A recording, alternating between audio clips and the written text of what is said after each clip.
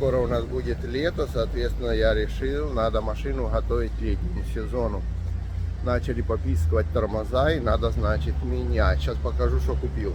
Когда тормоза начинают попискивать, когда легонько тормозить, это потому что изношенные уже эти самые, надо менять колодки. Вот мне по интернету притащили вчера.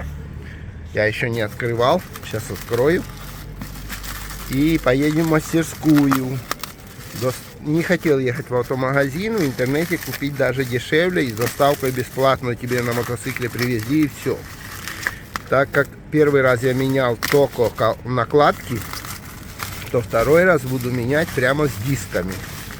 Вот, значит, тут бошевские накладки для моей модели должны быть. Вот такие. О, класс.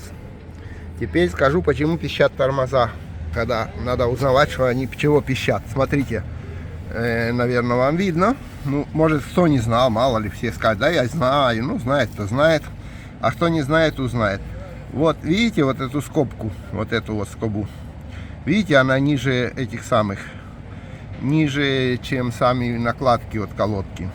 И вот когда колодки изнашиваются и доходят до вот этой скобы, эта скоба начинает дотрагиваться до диска.